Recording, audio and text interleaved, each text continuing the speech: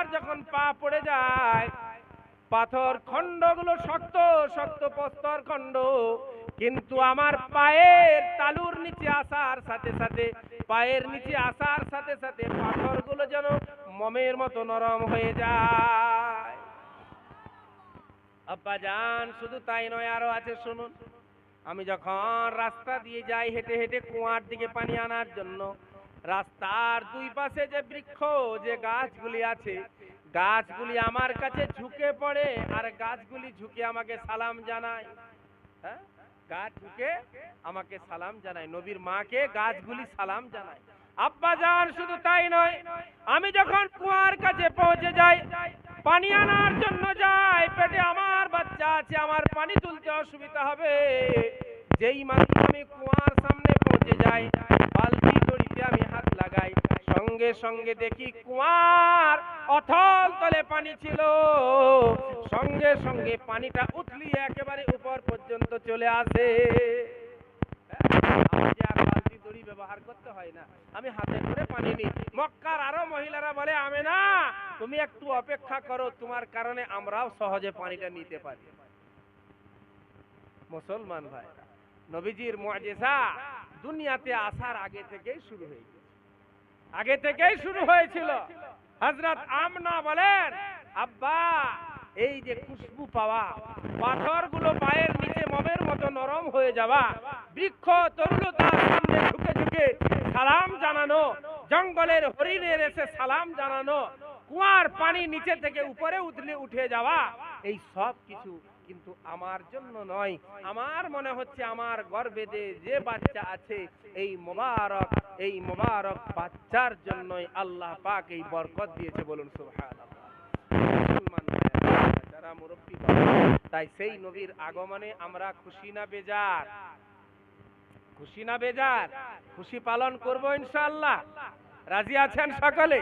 রবিউল আউয়ালের একদিন খুশি পালন করব ইনশাআল্লাহ, আর 364 দিন ভুলে যাব ইনশাআল্লাহ। কি বলছেন? হ্যাঁ, 364 দিন ভুলে যাব ইনশাআল্লাহ, একদিন পালন করব ইনশাআল্লাহ। না প্রত্যেক দিন করব? প্রত্যেক দিন করব। আর সেই খুশি পালন করার পদ্ধতি আছে কি নাই? খুশি পালন করার পদ্ধতি আছে কি নাই? সেই পদ্ধতিও বলে যাব, আর আমল করব ইনশাআল্লাহ। এইভাবে আমরা নবীজির আগমনের খুশিতে আনন্দে আমরা আনন্দিত আত্মহারা হয়ে দুনিয়া থেকে বিদায় নিব। সেদিন আমার আপনার নবী হাউজে কৌসরে দাঁড়িয়ে থাকবেন, ফেরেশতাদেরকে বলবেন, ও ফেরেশতারা, ওই দেখো আমার দিওয়ানা, আমার পাগল আসছে, ও পেছনে দাঁড়িয়ে আছে, ওকে সামনে নিয়ে এসো, ওকে আমি নিজ হাত দ্বারা হাউজে কৌসরে পানি পান করাবো। বলুন সুবহানাল্লাহ। মুসলমান ভাইরা, তাই সেই নবীর আগমনের খুশিতে খুশি মানানোর কিছু পদ্ধতি, কিছু রীতিনীতি এটা ইসলাম দিয়েছে, কোরআন দিয়েছে, হাদিস দিয়েছে। ওরা একটা দলিল দিচ্ছে, কিছু মানুষ, আমরা সাধারণ মানুষ, আমাদেরকে আলেমরা যেদিকে পরিচালনা করবে আমরা সেদিকেই চলব, তাই তো নাকি? কথা বলেন, তাই তো? এটাই তো হয়ে আসছে বরাবর। একজন আলেম এসে যেটা বলছে আমি সেটাই শুনছি। কথাটা বাস্তব বিরোধী না বাস্তব পক্ষে আছে কথা, কোরআনটা সম্মত নাকি হাদিস কোরআনের বিরুদ্ধাচরণ হচ্ছে এই কথার দ্বারা, এটা কিন্তু আমরা কখনো করি না, দেখি না। বাস একজন আলেম বলে দিয়েছে, সে আলেম নাকি শুধু ওই জামা কাপড় পরে নিয়েছে আর সুশ্বাস শিখে গেছে, ইউটিউব থেকে শুনে কিছু বয়ান শিখেছে, না প্রকৃত একজন আলেম, এটাও আমাদের দেখার অবসর হয় না। বাস বলে দিয়েছে, আলহামদুলিল্লাহ। কি দলিল দিচ্ছে? আব্দুল মুত্তালিবকে একদিন জিজ্ঞাসা করলো, স্বপ্ন, আপনারাও শুনুন, আজকে সেই দলিলটার আমি কিছু কথা বলবো। আবু তালেব নবীজির চাচা, আর একজন ছিল আবু লাহাব। কোরআন শরীফে একটা সূরা আছে, সূরাতুল লাহাব, তাব্বাত ইয়াদা আবি লাহাব, তাব্বাত ইয়াদা আবি লাহাবিউ ওয়া তাব, এটা সূরা আছে না? হ্যাঁ, ওই আবু লাহাবের নামেই সূরাটা নাজিল হয়েছিল। তো ওই আবু লাহাব, তাকে একদিন হযরত আব্বাস রাদিয়াল্লাহু তাআলা আনহু, নবীজির চাচা, পরক্ষণে যিনি ইসলাম ধর্ম গ্রহণ করেছিলেন, উনি একদিন নবীজিকে একটা ঘটনাও বলে দেখেন। নবীজিকে একদিন বলছেন, নবীজির মুআজিজা, নবীজিকে একদিন বলছেন, এ মুহাম্মদ ভাতিজা, আমি আগে থেকেই চিন্তা করে রেখেছিলাম তোমার উপর ইসলাম ধর্ম আমি গ্রহণ করব, তোমাকে আমি নবী বলে মেনে নিব। আমি একটা তোমার অলৌকিক ঘটনা দেখেছিলাম। নবীজি জিজ্ঞাসা করলেন, চাচা সেটা কি একটু বলবেন? না, তুমি দোলনায় শুয়েছিলে, দোলনায় শুয়েছিলে, আমি দেখছিলাম তুমি পায়ের ইশারা যেদিকে করছো সেদিকে চাঁদ যাচ্ছে। পায়ের ইশারা করছো তুমি, পা তোমার যত নড়ছে চড়ছে তত চাঁদও নড়াচড়া করছে আকাশে। আমি সেই দিন দেখে বুঝতে পেরেছিলাম তুমি কোনো সাধারণ নও, বরং তুমি কোনো অসাধারণ করে আল্লাহ তোমাকে পাঠিয়েছে। ভাইপো, আমি সেদিন থেকেই প্রতিজ্ঞা করেছিলাম তোমার উপর আমি একদিন তোমাকে আমি মেনে নিব, তোমাকে নবী বলে মানব। নবীজি সাল্লাল্লাহু আলাইহি ওয়াসাল্লাম বললেন, চাচা আপনি কি জানেন চাঁদ এদিক সেদিক কেন করছিল? না ভাইপো, আমার তো জানা নেই। নবীজি বললেন, চাচা যান, আমার মন যখন খারাপ হয়ে যেত, আল্লাহ পাক একটা বাচ্চা যখন কান্না করে সেই বাচ্চাকে ভুলানোর জন্য তার আব্বা তাকে খেলায় না, খেলায় না। দিনের বেলায় বলে চানা মামা আয় আয়, চানা মামা, চানা মামা কোথায় আসবে? দিনের বেলায় আসবে। তাও বাপ কি বলে? ছেলেকে ভুলানোর জন্য বলে কি বলে না? এইরকম ভাবে একজন সন্তান যখন কান্না করে তার আব্বা তাকে যেভাবে ভুলায়, তাকে সান্ত্বনা দেয়, ঠিক আল্লাহ রাব্বুল আলামিন যেহেতু আমার রাসূলের আব্বা জান দুনিয়াতে আসার পূর্বেই আল্লাহ পাক তুলে নিয়েছেন। আব্বা যদি বেঁচে থাকতো মক্কার বাজার থেকে খেলনা কিনে দিত, মক্কার বাজার থেকে কত রকমের জিনিসপত্র কিনে এনে তার ছেলের আনন্দের জন্য তার সামনে কুরবান করত। এখন তার আব্বা নাই। আল্লাহ রাব্বুল আলামিন তার মনতুষ্টির জন্য, তার মনকে সান্ত্বনা দেওয়ার জন্য, একটা বাচ্চার প্রশান্তির জন্য আল্লাহ রাব্বুল আলামিন আসমানের চন্দ্রকে তার খেলনা বানিয়ে দিয়েছেন। বলুন সুবহানাল্লাহ।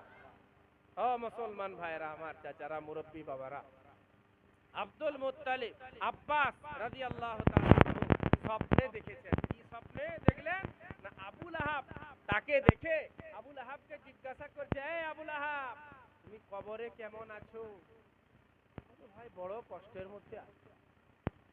হ্যাঁ, জাহান্নামে বড় কষ্টের মধ্যে আছি। হ্যাঁ, সপ্তাহে একদিন আযাব একটু কম হয়েছে, সপ্তাহে একদিন। প্রত্যেকটি কথা গুরুত্ব দিয়ে শুনবেন।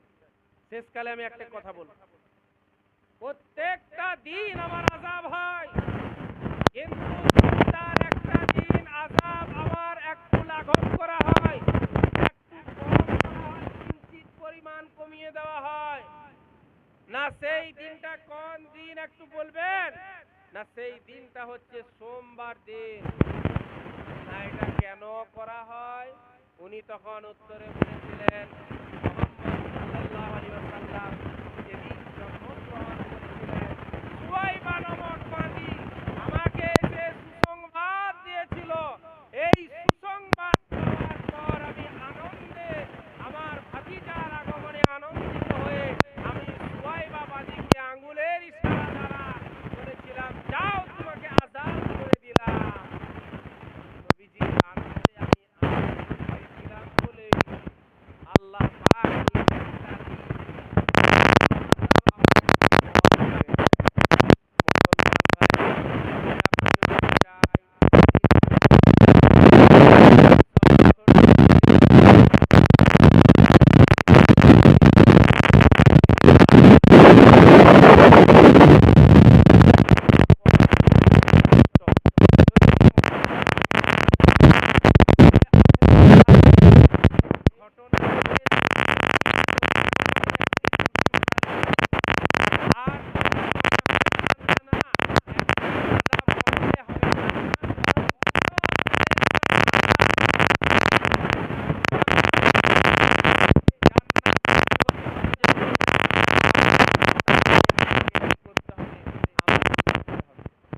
আমল করতে হবে, এমন আমল করতে হবে